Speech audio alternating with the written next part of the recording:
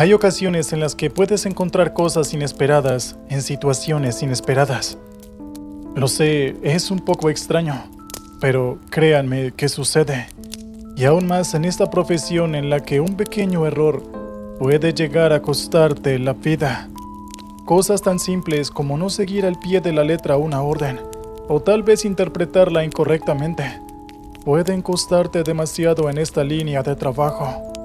Muchos dicen que simplemente somos perros que siguen órdenes, pero no saben que sin esas órdenes, todo sería un verdadero caos. Buenas noches a la comunidad de este canal. Soy el cabo primero Francisco Javier Magallanes. Tengo 35 años y he servido a las filas del ejército de mi país prácticamente desde el primer día que cumplí la mayoría de edad. Podría decirse que encajé a la perfección en la vida militar.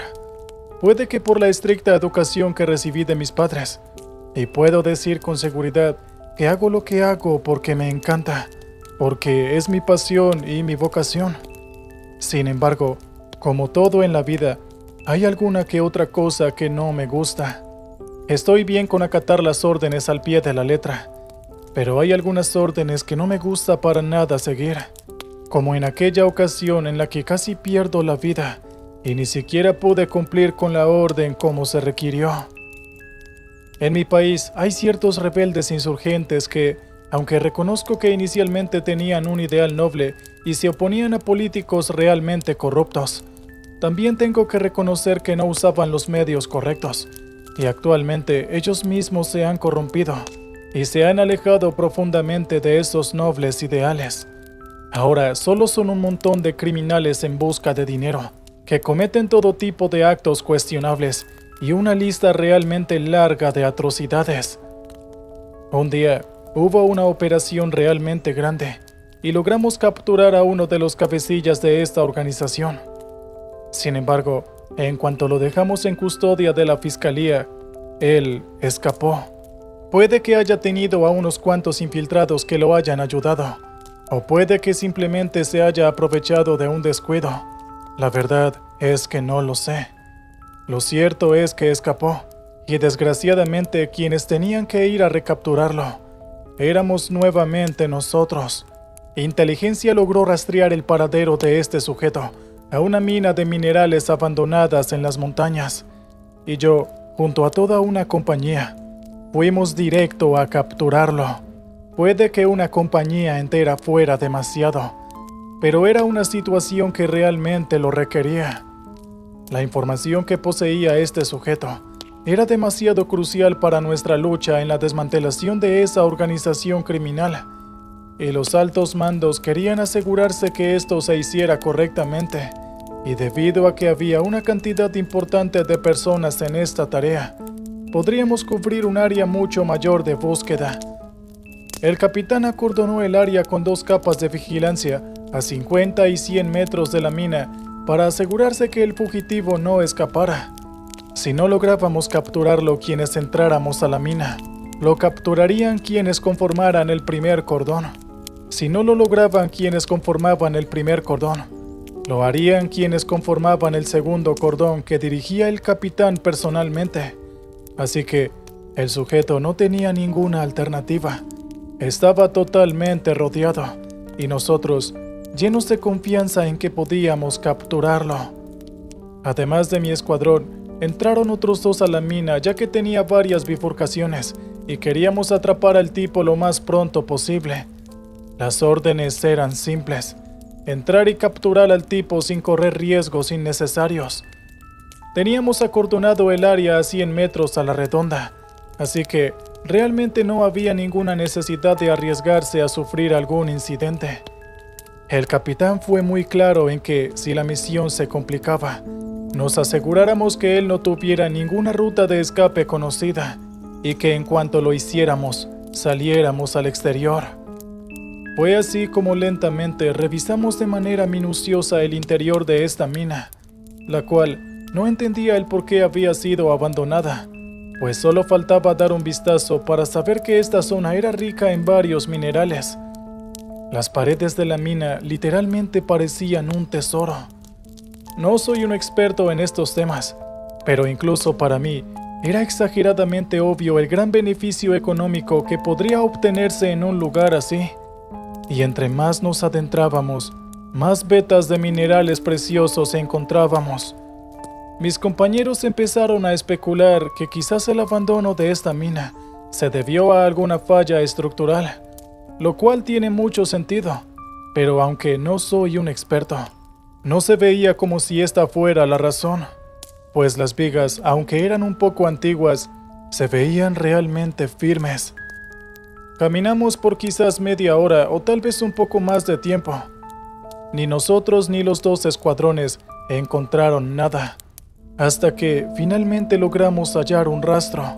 Huellas que obviamente debían de ser de él. Las seguimos y finalmente encontramos un zapato en el suelo. De inmediato dimos aviso a los otros escuadrones y esperamos a que llegaran a nuestra posición para seguirle el rastro. En cuanto llegaron, seguimos con lo nuestro y sentíamos que cada vez estábamos más cerca de encontrar al fugitivo. Unos 15 minutos después, logramos encontrarlo. Sin embargo, habían demasiadas situaciones extrañas. Lo primero fue la forma en la que lo encontramos, pues estaba en el suelo inconsciente y con la ropa totalmente rota. Pero lo más extraño fue que cuando logramos revisarlo, tenía el cuerpo lleno de golpes y hematomas realmente notorios. Estaba vivo, pero su pulso era demasiado débil. Para nosotros, solo había una opción posible para esto, y es que el sujeto se había tropezado mientras descendía por la mina y terminó así en este lugar. Pero si esto era así, debía haber caído muchísimo más abajo, no haberse quedado ahí. Sin embargo, nada de esto nos importaba. Ahora lo habíamos encontrado y debíamos llevarlo con el capitán. Uno de nuestros compañeros, el pequeño Bob, lo llevó a uno de sus hombres como si de un trozo de tela se tratara. Al pequeño Bob le decíamos así en el sentido de burla a su aspecto físico. Solo mide 1,70 m, pero tiene los brazos más gruesos que jamás hayas visto en tu vida. Y no son solo sus brazos, sino su cuerpo en general. Es literalmente el músculo de nuestro escuadrón. Caminamos de vuelta unos 5 minutos más, y repentinamente empezamos a escuchar como si algo se estuviera arrastrando por el suelo. Oigan, no soy el único que está escuchando eso, ¿verdad?, dije con una clara preocupación en mi tono de voz. Sin embargo, como lo esperaba, la respuesta fue negativa. Efectivamente, yo no era el único escuchando aquel sonido, lo que significaba que posiblemente no éramos los únicos dentro de esa enorme y profunda mina de minerales. Rápidamente todos revisamos los alrededores, y en un instante, que solo fue el tiempo que me tomó parpadear, uno de mis compañeros fue raptado hacia el fondo de la oscuridad, en medio de gritos. Inmediatamente di las órdenes para que nos cubriéramos la espalda. Teníamos las armas listas, apuntando en todos los ángulos posibles. Todo estuvo en silencio por unos segundos, hasta que de pronto escuchamos unos pasos a lo lejos, y de inmediato vi a un hombre que caminaba frente a mí. Era exageradamente obeso y muy alto, y tenía un uniforme de minero. Inmediatamente yo le ordené a todos que bajáramos las armas. Le dije al minero que no sabíamos que habían trabajadores en esta mina, que solamente habíamos venido a capturar un fugitivo. Le dije que todo había sido un malentendido, y le solicité que dejaran ir a mi compañero. Pero, contrario a lo que yo esperaba, el tipo comenzó a reírse como si yo hubiera acabado algún chiste graciosísimo, y empezó a balbucear palabras que no llegué a entender del todo, hasta que al final logró decir una frase de forma coherente. «Nadie escapa de esta mina». Esas fueron las palabras que articuló. Inmediatamente todos los soldados levantaron sus armas. Yo le dije que si acaso estaba amenazando a los miembros activos del ejército de este país, pero el tipo empezó a reírse aún más fuerte, y lentamente se acercó a mí hasta que estuvo totalmente alumbrado por la luz de mi linterna, y ahí pude detallarlo correctamente. Lo primero es que no tenía ojos. Lo digo de forma literal. Las cuencas de sus ojos estaban totalmente vacías y además tenía la piel horrible, al punto en el que parecía como si se estuviera pudriendo en vida. La impresión que esto me causó fue tal que uno de mis compañeros, sin yo dar la orden, abrió fuego. La cueva se iluminó por unos instantes y aquel gordo minero con piel putrefacta cayó al suelo. De su cuerpo no salía el típico color rojizo que uno esperaría, sino que salía una sustancia negra y babosa. Inmediatamente yo me alejé del cadáver y le di la orden a todos de que abandonaran la mina, pero fue demasiado tarde. Pronto fuimos rodeados por todos los flancos, con mineros que llevaban su ropa raída, su piel putrefacta y picas en la mano.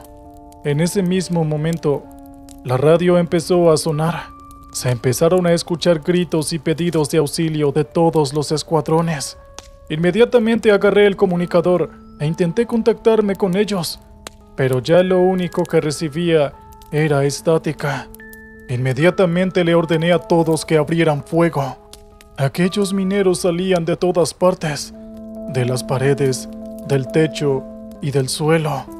Era como si estuvieran enterrados dentro de ese montón de minerales. Pero esto ahora no importaba. Debíamos escapar de ahí lo más pronto que pudiéramos. Y eso fue lo que hicimos, no sin antes perder a varios de nuestros compañeros. Muchos fueron atrapados y llevados hasta la oscuridad, y otros simplemente se perdieron por el camino. Éramos 3 escuadrones, y la cantidad de personas que logramos salir de aquella mina no correspondía ni siquiera a un escuadrón entero. Cumplimos con la misión, pero no sin antes perder a varios de nuestros miembros. Actualmente, no tengo idea de qué ha pasado con aquella mina. Según sé, fue permanentemente acordonada para asegurarse de que ninguno de esos misteriosos mineros saliera. O eso es lo que se cuenta. Lo demás es lastimosamente información clasificada a la que nunca tuve acceso. ¿Qué tal, oyentes? Espero les haya gustado el relato anterior. Muy bien, ahora vamos con el siguiente. En una misión, la comunicación con el cuartel general lo es todo. Un soldado incomunicado es básicamente un soldado muerto. Esa es una de las primeras cosas que te enseñan cuando estás recibiendo el entrenamiento inicial. Siempre me pregunté cómo hacían en tiempos antiguos para comunicarse y recibir órdenes, y aunque nunca recibí la respuesta que quería en aquella interrogante, lo cierto es que hubo una vez en la que no pude comunicarme con la base, y fue la peor experiencia que jamás viví. Mucho gusto a todos y buenas noches. Espero que disfruten la historia que voy a contarles esta vez. Mi nombre es Augusto Corrales. Ya soy un viejo de 81 años, y hace ya algunas décadas me retiré del ejército y vivo tranquilo en esta casa con mi familia. La historia que quiero contarles el día de hoy sucedió cuando aún era joven y justamente en los primeros años en los que comencé a servir a la milicia de mi país. Esto ocurrió unos años después de la Segunda Guerra Mundial, justamente durante la Guerra Fría. La Unión Soviética y Estados Unidos estaban peleándose por cualquier cosa. Realmente para mí no tenía ningún sentido. Ya habían vencido en la Segunda Guerra Mundial, pero aún así estos pequeños conflictos siguieron pasando. En mi país, realmente estábamos un poco cansados de esta situación. Y lo más frustrante de esto es que no había forma de declararse neutral en este asunto. Si no estabas en alguno, estabas en contra. Y si no favorecías a ninguno, a ellos no les importaba. Fue así que terminé en las filas del ejército sin tener realmente muchas opciones, y tuve que desempeñarme en varios tipos de operaciones: enfrentamientos, atrincheramiento, espionaje y todo tipo de cosas.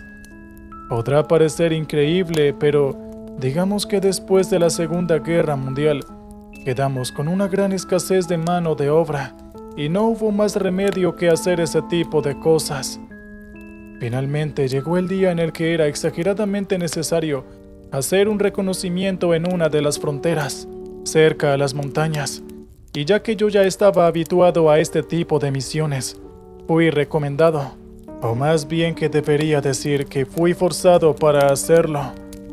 Lo que me pareció peor fue que el reconocimiento debía hacerse de noche, pero era un soldado y seguía órdenes, así que no expresé mis quejas e hice lo que me pidieron junto a mis otros 7 compañeros. A pesar de todo, no era un área demasiado grande y era realmente fácil hacer el reconocimiento, pero no todo puede ser perfecto todo el tiempo, ¿verdad? Después de unas 2 horas de caminar sin parar, vimos algo que en definitiva no debía estar ahí: un búnker. Además de eso, no se veía como uno que nuestro país usara.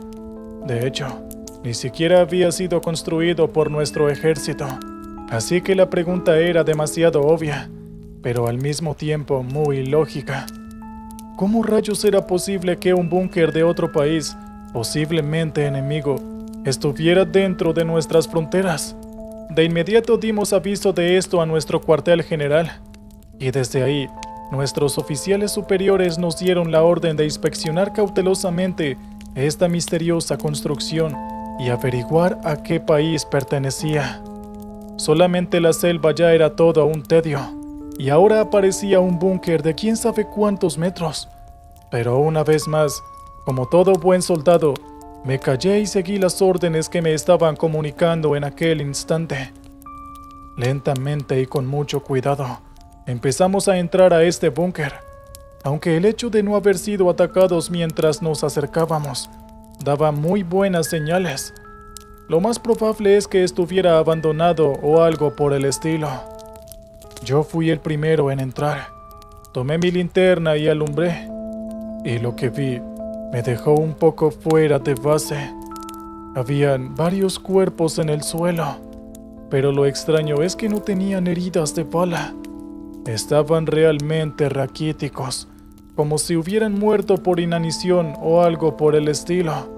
Lentamente me acerqué a las escaleras que había en el interior del búnker y bajé hacia la red de túneles que lo conformaban, esperando que no fuera una red de túneles tan largas, o de lo contrario, aquel reconocimiento podría tomarse toda la noche y quizás varios días más. En cuanto mis compañeros bajaron, les dije que llamaran al cuartel general para que enviara más hombres y así poder terminar rápido. Pero el encargado del radio nos vio con un rostro de total desconcierto y nos dijo con la mayor carga que pudo reunir: No puedo comunicarme con el cuartel general. Esa noticia fue sin duda alguna algo realmente alarmante, pues era literalmente como quedar aislados sin poder reportar nuestra situación, sin poder recibir órdenes y sin poder pedir refuerzos por si las cosas se complicaban. De inmediato, uno de mis compañeros, Tom, empezó a actuar de una forma realmente extraña. No llevábamos ni siquiera 5 minutos de estar totalmente incomunicados, pero este sujeto ya había caído presa del desespero. Le dijimos al encargado que se asegurara de que la radio funcionara otra vez mientras nosotros hacíamos el reconocimiento del lugar, y así salimos a recorrer el búnker con la mayor cautela posible. Pero como yo lo suponía desde un principio, el búnker estaba totalmente abandonado. No tengo idea de cuánto tiempo caminé, pero recuerdo que logré llegar hasta una especie de sala donde guardaban las cajas de suministros. Pero allí, lo único que vi fueron más cuerpos y caí al suelo. Ya estaba un poco alterado, así que esto causó que diera un pequeño grito y que se me acelerara el corazón. Ahí en el suelo tomé un poco de aire, respiré bien y finalmente me calmé. Y luego de esto me puse de pie y di media vuelta. Pero para mi sorpresa, había alguien ahí. No sabía cuál de mis compañeros era, Así que de inmediato le dije que no hiciera ese tipo de bromas, y si quería decirme algo que intentara no matarme del susto la próxima vez. Pero para mi sorpresa, no era ninguno de mis compañeros, y en cuanto me fijé, resultó ser el cuerpo con el que me había tropezado antes, pero ahora estaba ahí de pie, tenía las pupilas y ojos totalmente blancas, y estaba viéndome con una expresión furiosa. El tipo tenía un uniforme militar, y de uno de sus bolsillos sacó un arma de mano, pero yo fui más rápido. Inmediatamente tomé mi fusil y le disparé. En cuanto el sujeto recibió el primer disparo, dio unos cuantos pasos hacia atrás, pero de una forma sorprendente, no cayó al piso. Yo estaba ahí de pie mirando lo que estaba pasando, realmente sorprendido. Nunca había visto a nadie que se mantuviera de pie después de haber recibido 5 disparos en el pecho. El tipo no esperó ni un segundo a que yo me recuperara de la impresión, y sin dudarlo, me apuntó de nuevo con su arma y me disparó sin ningún tipo de consideración. El disparo llegó a mi abdomen y el dolor hizo que quedara tendido en el suelo casi de inmediato. En ese momento, esa cosa empezó a gritar como si estuviera cantando victoria. Honestamente hablando, pensé que este sería mi fin, que iba a morir en aquel olvidado búnker que a nadie le interesaba y que ni siquiera iban a ser capaces de encontrar mi cuerpo. Pero afortunadamente no estaba solo ahí abajo. Uno de mis compañeros había escuchado todo el alboroto y había llegado hasta donde yo estaba. Él le disparó a ese tipo y como vio que no cayó, e inmediatamente siguió disparando hasta casi vaciar su cargador. Y ahí fue que por primera vez, esa cosa que ahora parecía más a una masa de carne deforme que a una persona, cayó al suelo con un ruido sordo. Cuando todo parecía bajo control, el soldado se acercó a mí e intentó ayudarme a ponerme de pie, y me dijo algo que me dejó totalmente perplejo. Me dijo que todos los cuerpos que habían visto por el camino habían comenzado a levantarse y estaban disparándonos.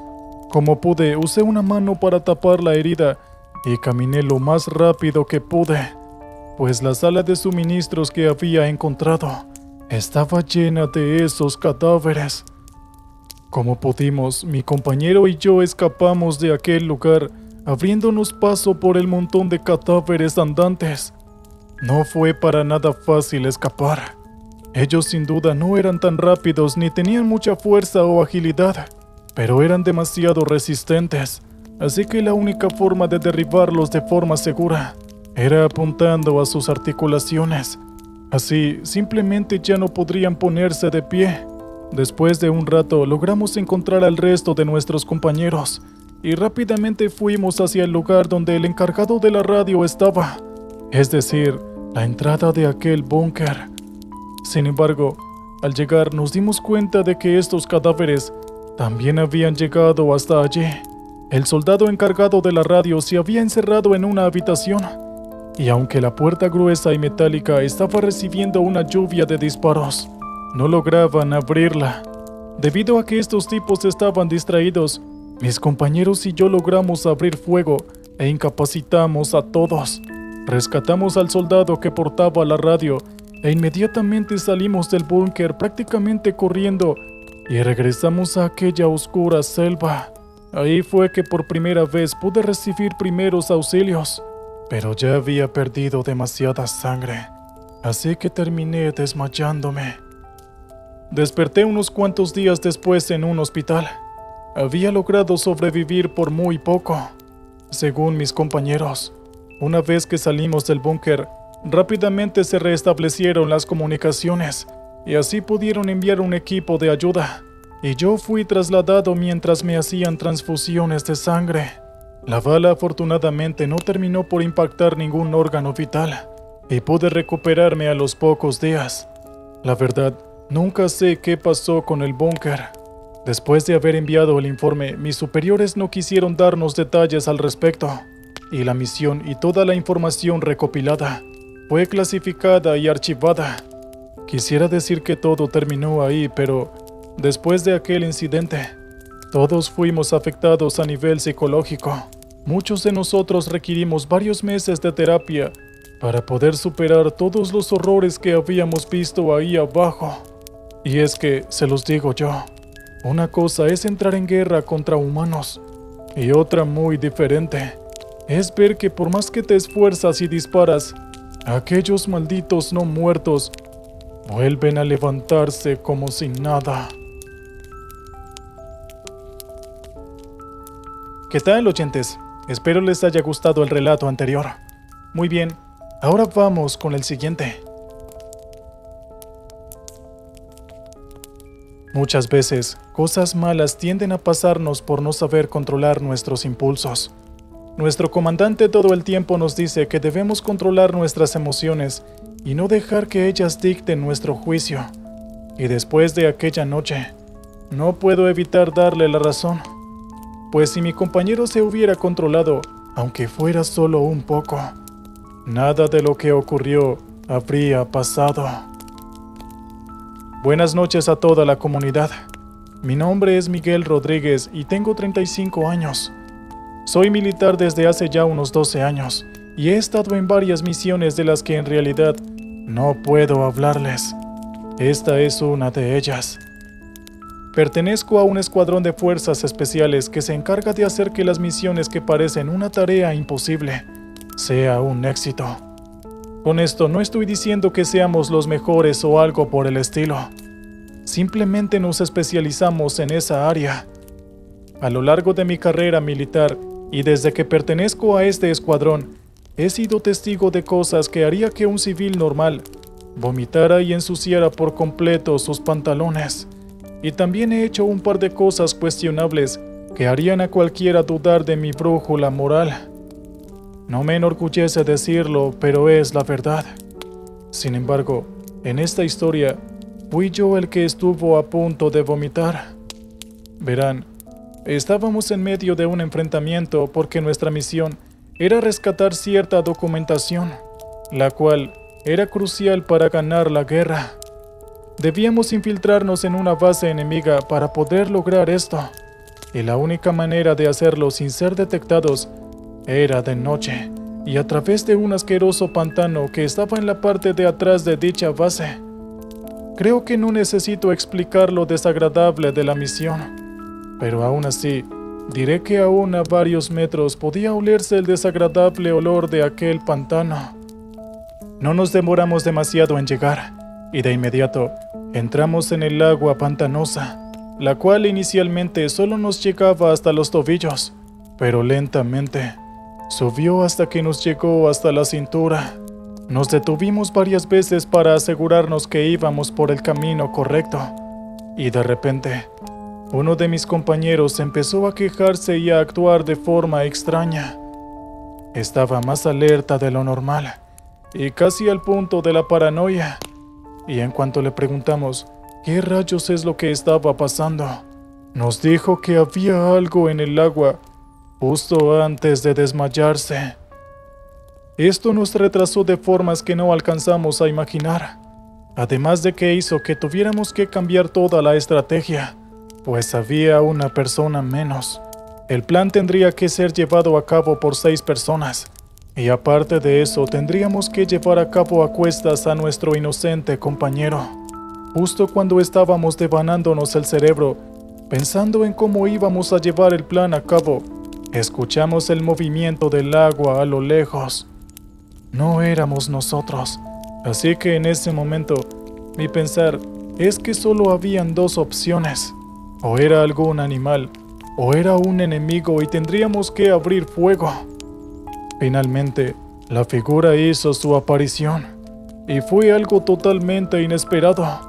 Una mujer con la piel blanca y el cabello negro. Obviamente todos nos sorprendimos, pero no fue exactamente porque fuera alguna figura misteriosa, sino porque era una mujer realmente hermosa. Por unos segundos me sentí un tanto hipnotizado, pero me controlé, ya que estábamos en medio de una misión. Así que apunté mi arma y le di una advertencia. Le dije que se identificase y que si se atrevía a dar un paso más, iba a abrir fuego. Yo estaba hablando muy en serio, pero Tango, nuestro compañero, que era un mujeriego declarado, no pudo evitar acercarse a ella y empezar a coquetearle. Yo regañé a Tango y le dije que estábamos en una misión, pero él a esto no le importó e intentó darle un beso a aquella mujer. Sin embargo, ella lo detuvo con una mano y lo que hizo con la otra fue sumergirlo dentro de la asquerosa agua de aquel pantano y luego obligó a Tango a abrir la boca. En cuanto todos pensamos que el tipo iba a recibir su merecido e iba a probar la asquerosa agua del pantano, aquella mujer metió toda su mano en la boca de Tango. Podíamos escuchar los gemidos de dolor de Tango cuando ella empujaba no solo su mano, sino también hasta su brazo en la garganta de mi compañero. No pude quedarme parado viendo cómo uno de mis compañeros era sometido a tal dolor físico, por lo cual apunté y le disparé a aquella mujer en sus piernas. Le dije de forma firme que lo soltara ahora mientras me preparaba para volver a apretar el gatillo. Pero sorprendentemente, pareció como si el disparo no le hubiera hecho el mayor daño. Sin embargo, ella acató la orden y soltó a mi compañero. En el instante en el que él fue liberado, Tango vomitó algo que se veía totalmente negro y cayó de boca al agua totalmente inconsciente. Lo acomodamos para evitar que se ahogara, pero la situación era realmente frustrante. En menos de media hora habíamos perdido a 2 compañeros. Sin uno de nosotros ya era suficientemente difícil, pero sin 2, el cumplir la misión iba a ser totalmente imposible incluso para nosotros. Les dije a mis compañeros que debíamos retirarnos e íbamos a llevarnos a aquella mujer como prisionera. Pero ella obviamente no estaba de acuerdo. No quería abandonar ese pantano. Y repentinamente, sus ojos empezaron a brillar de un color rojo puro y empezó a hablar en un lenguaje bastante extraño. Esto a mí no me importó. Le puse las esposas y nos fuimos directo al cuartel. Al llegar, me sentía bastante extraño y a los pocos segundos terminé desmayándome. Mientras estuve inconsciente, viví momentos realmente horribles. Recordé la muerte de varios compañeros en el campo de batalla y además podía escuchar una voz acusatoria que me decía que todos aquellos compañeros habían muerto por mi culpa. Yo me levanté agitado y totalmente asustado, pero lo que más me impresionó fue que la primera cosa que vi cuando abrí mis ojos fue a aquella mujer mirándome con una expresión de odio. Yo no sabía lo que había pasado con ella después de haber llegado al cuartel, pero sí estaba seguro de que debería estar en una celda y no frente a mí.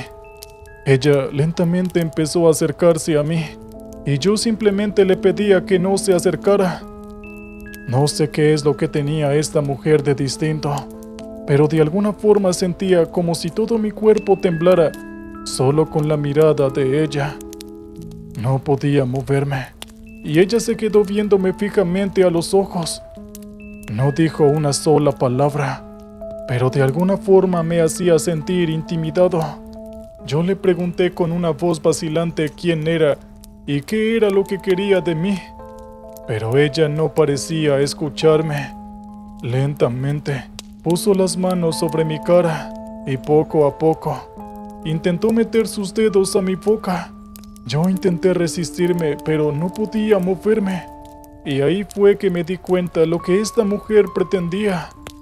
Ella pretendía hacer lo que había hecho con Tango. Pero justo cuando estaba a punto de introducir su mano, alguien entró a la habitación donde estaba. Era Tango. Y él, por primera vez, no dudó. Inmediatamente se lanzó sobre aquella mujer, quitándomela de encima. Yo no podía parar de toser. Ellos forcejearon por un breve periodo de tiempo. Tango estaba enardecido de la ira, pero un momento después, Vi cómo Tango salía despedido hacia los muebles de la habitación, haciendo todo un desastre, y aquella mujer inmediatamente se paró y se escapó por una de las ventanas abiertas. Nunca nadie supo qué demonios era esa mujer, ni cómo había logrado escaparse de su celda. Una cosa está clara: nunca nos volvimos a acercar a ese pantano. ¿Qué tal, oyentes? Espero hayan disfrutado la historia anterior. Muy bien, ahora vamos con el siguiente relato. Buenas noches. Me paso por este grupo de WhatsApp del canal para compartir con ustedes una experiencia que viví en mi juventud y que, hasta el día de hoy, ha dejado una huella imborrable tanto en mí como en mis amigos Carlo y Juan. Me llamo Ramiro Pérez, tengo 36 años y soy de México. Mi vida ha girado en torno a la venta de muebles y algunos artículos para el hogar. Es a lo que me dedico actualmente. Esta elección de carrera no fue tanto una elección, sino más bien el resultado de las circunstancias. Nunca asistí a la universidad. En cambio, aprendí todo lo que sé sobre este oficio desde los 17 años y trabajando codo a codo con mi padre antes de que él falleciera. Era Semana Santa del año 2009. Mis amigos Carlo, Juan y yo decidimos aprovechar el clima agradable para visitar esa pequeña playa que tanto nos gustaba, cerca de donde vivía mi abuela. Aunque yo no era muy aficionado a nadar, especialmente por mi temor a las profundidades, la compañía de mis amigos y el entusiasmo por estar juntos en esa época del año me convencieron de sumergirme en las aguas junto a ellos. Carlo tenía habilidades de un nadador experimentado, así que se aventuró un poco más allá de nosotros. Pero de repente, un grito rasgó el aire tranquilo de la tarde. Juan y yo pensábamos que Carlo nos estaba jugando una broma, así que lo regañamos por asustarnos. Pero la seriedad en su voz cuando respondió captó nuestra atención de inmediato. Algo le había rozado el pie, algo pesado, y estaba sangrando. Mi primer pensamiento fue que un pez o alguna criatura marina lo había mordido. Pero Carlo insistió en que lo que había sentido era demasiado grande y pesado como para ser algún animal. Inmediatamente nos sumergimos para investigar. Afortunadamente, esta playa tenía aguas cristalinas, así que podíamos ver bastante bien bajo el agua. Y lo que encontramos, la causa de este alboroto, había sido una maleta negra. Una maleta negra completamente fuera de lugar en el entorno marino. Con esfuerzo arrastramos la maleta hasta la orilla. El pie de Carlo efectivamente estaba lastimado, aunque por suerte no era nada grave, simplemente se había hecho un corte. A pesar de mi insistencia en no abrir la maleta, la curiosidad de Juan pudo aún más. Argumentó que dentro podía haber dinero o quizá algo de valor. Sin embargo, al abrirlo nos encontramos con una vista macabra y desconcertante. La maleta estaba llena de cenizas.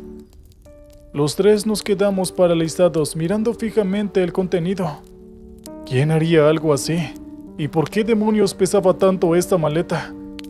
Nuestras preguntas quedaron sin respuesta cuando un escalofrío colectivo nos recorrió el cuerpo. Sin duda no era un frío normal. Era como si una presencia nos envolviera, haciendo que nuestros cuerpos temblaran de un miedo primitivo. De repente, un sonido profundo y gutural llenó el ambiente, emanando de algún lugar indefinido a lo largo de la costa. Inmediatamente giramos hacia la orilla. Lo que vimos allí borró cualquier deseo de permanecer un segundo más en aquel lugar. Había una figura que se alzaba en la orilla, tan delgada que parecía imposible que se mantuviera en pie. Estaba vestida completamente de negro, con un sombrero que ocultaba su rostro. Emanaba una oscuridad que parecía tragarse la luz del atardecer. Esa cosa sin duda no era humana.